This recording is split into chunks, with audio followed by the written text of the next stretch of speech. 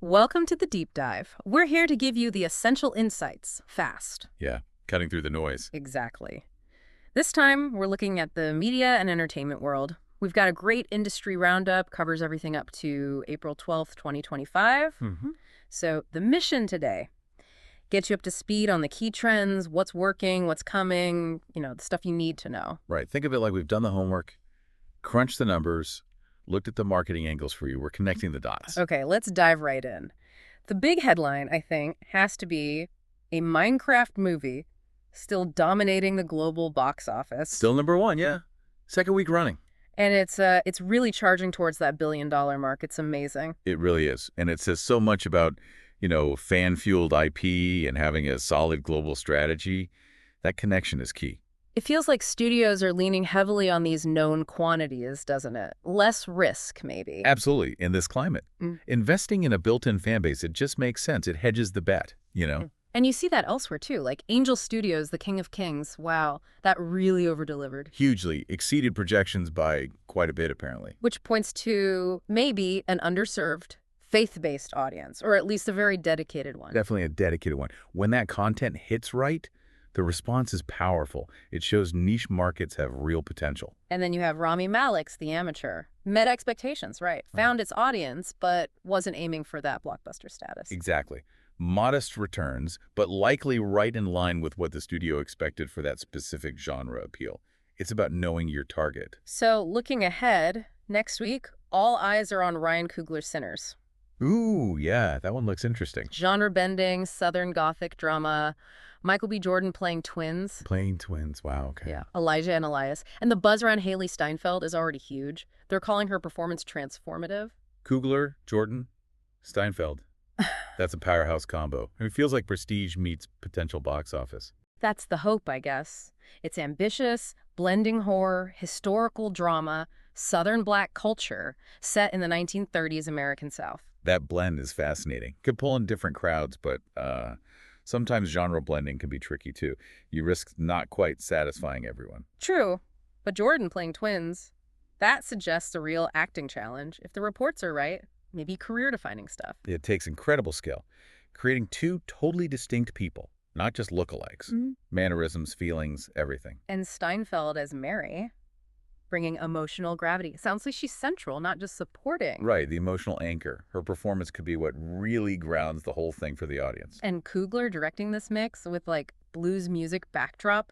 It sounds intense. He's got a knack for weaving complex themes into compelling stories, using horror and history to explore that era, that culture. You can be really powerful. Authentic. Okay, let's switch to streaming. Netflix, Adolescence. Just, wow. Still #1, over 60 countries. Yeah. It jumped 5 spots on their all-time most popular English TV list, too, now #4. That's massive global reach. It must be hitting some universal themes. Yeah. Or just incredibly addictive storytelling. Plus, Netflix's marketing muscle helps. And they're not stopping there. They launched Pulse, their first English-language medical procedural. Strategic move. Medical dramas are reliable performers, huge international appeal usually. Seems like it's working. It cracked the global top 10. Good validation for them. Yeah, tapping into that familiar structure, those human stories. It broadens their library, captures a big audience segment. And on the film side for Netflix, Sofia Carson's The Life List is also #1 globally. Right. And the report mentions its connection with Gen Z specifically. Themes of grief, self-discovery, sound like it's really resonating. Definitely. And Carson herself has that strong Gen Z following. It highlights how important understanding those demographics is for streaming success. Authenticity, relatability. The competition is relentless, though. Disney Plus still has Grey's Anatomy churning out viewers. Of course. That back catalog is gold. And Ellen Pompeo still has Pullo Arm. Good American Family is leading on Disney Plus and Hulu. Shows the power of established stars and franchises, doesn't it? Longevity. Absolutely. Familiar faces, trusted brands, they build loyalty. Then over on Max, The Pitt is holding strong at #1 for series. Consistent viewership. That's what you want, a solid anchor. Reduces churn, attracts new subscribers. Essential for stability. And the big surprise, maybe, Prime Video. The Bondsman actually overtook Reacher. Yeah. That's pretty significant, considering how huge Reacher has been for them. Could The Bondsman be their next big thing? A new franchise, even? It's definitely possible. Overtaking Reacher suggests a massive initial impact. Compelling hook, maybe? Yeah. Strong lead. Good marketing push. Something clicked for sure. We'll have to see if it sustains, but wow, what an entrance. Definitely one to watch. A very promising sign for Prime. Let's talk about these brand collaborations, too. They seem to be everywhere, weaving into culture. It's a major trend. Like Barbie x LeBron James. You know, doing jewelry with Alex and Ani. Fortnite crossing over with Adventure Time and Sabrina Carpenter. Right. And Kith doing peanut streetwear. Even Crumble Cookies and the Kardashians had a menu. It's all about leveraging that brand equity, those passionate fan bases, merging fandoms. Creating new experiences, reaching new audiences. It's smart marketing. Exactly. Turning fans into consumers of, well, more stuff. Extending the brand's cultural footprint. So if you boil this whole week down, what's the big takeaway? I think it hammers home that attention is the currency. Yeah. You know, and right now, strong, recognizable IP intellectual property, that's the engine driving everything. Box office, streaming, those brand deals. Yeah. It all comes back to the power of the IP. Precisely. Established fan bases, built-in recognition that's gold in this crowded market. Okay, the report also did a special franchise deep dive on Jurassic World Rebirth. Ah, yes, the big summer hopeful. Huge pressure on these legacy IPs, right? You have to deliver for the old fans, bring in new ones, make it feel fresh but familiar. It's a tightrope walk. And Rebirth is trying to do it with a tonal shift, leaning more into suspense like the original. Plus adding Scarlett Johansson. Big star power. And a global marketing campaign that seems to be hitting the right notes, nostalgia plus new thrills.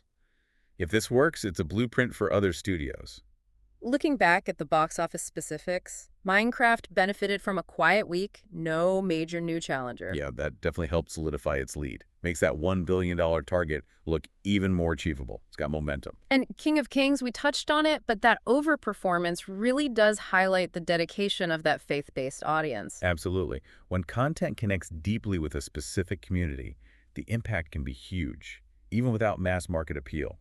A reminder not to underestimate niche markets. And the amateur just kind of landed where expected, proof that sometimes success is just hitting your specific target and not breaking records. Right. Good market analysis, understanding the appeal. It met expectations for its genre. Let's dive back into Sinners for a sec. That 1930s South setting, the supernatural stuff, sounds very atmospheric. Yeah, Coogler knows how to build a world. And Michael B. Jordan playing twins. It requires so much nuance, right? To make them feel like distinct individuals. Totally. If he pulls it off, the career-defining talk makes sense. It's a massive undertaking. And Steinfeld, described as transformative, bringing emotional gravity, seems key to the whole thing. Often those supporting roles are the heart of the film. Yeah. Providing that crucial connection for the viewer. Coogler blending horror, history, culture, music.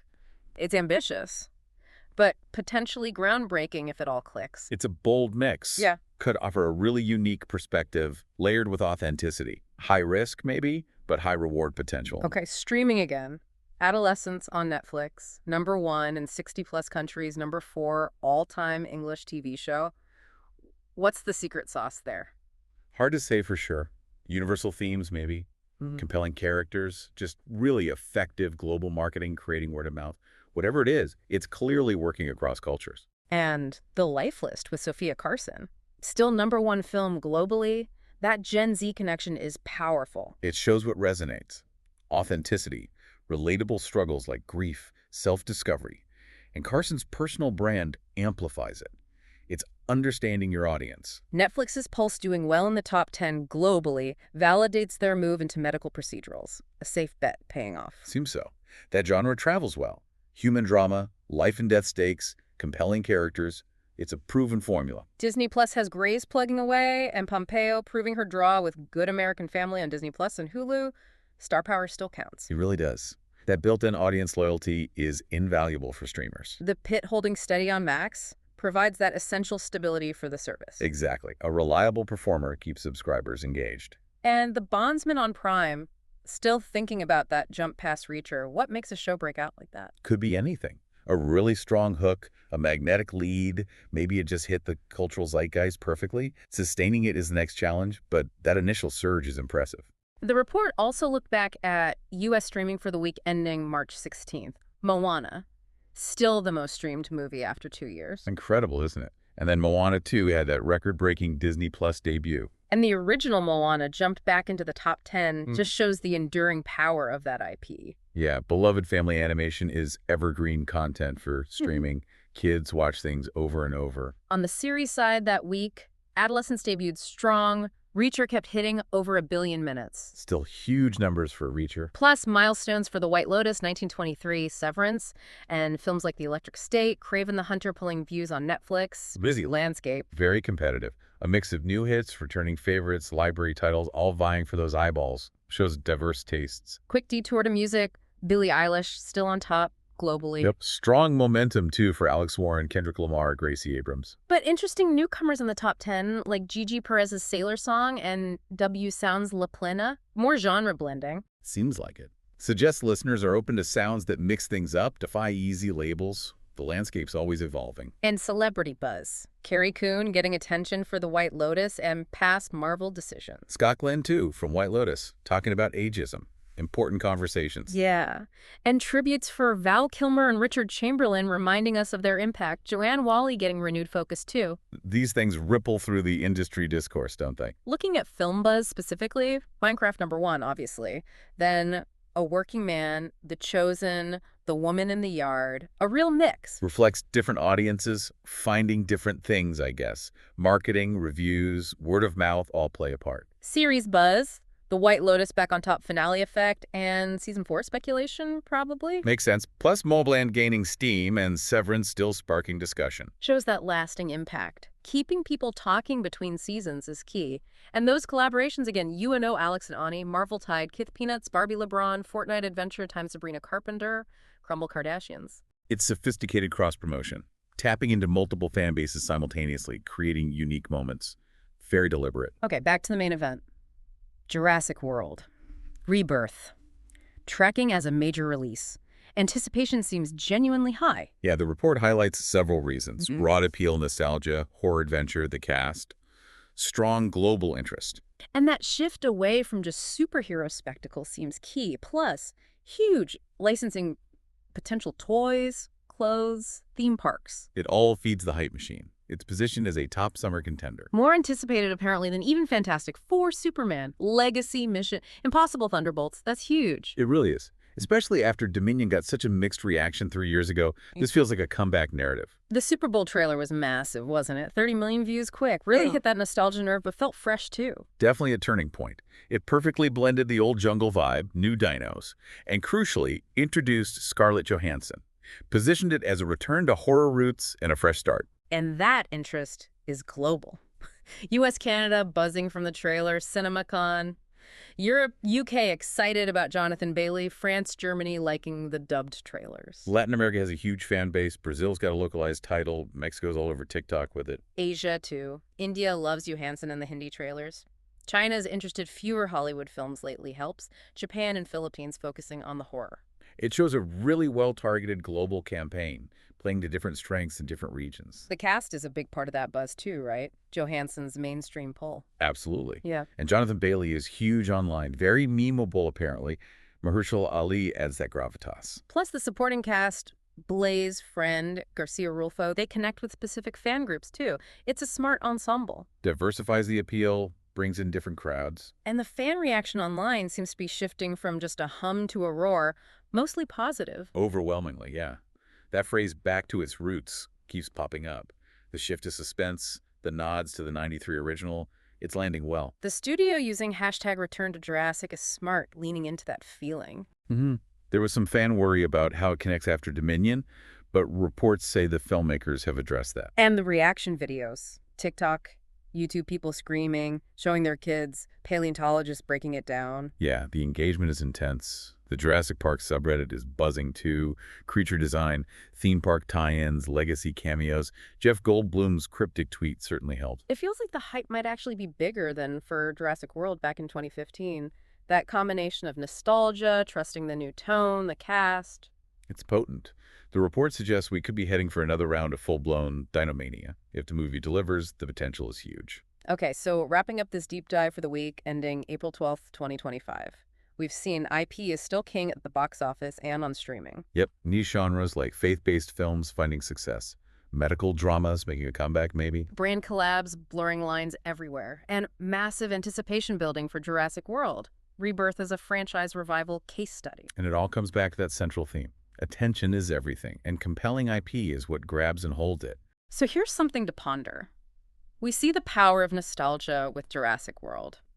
What other classic IPs, beloved franchises from the past, do you think are ripe for that kind of rebirth moment soon?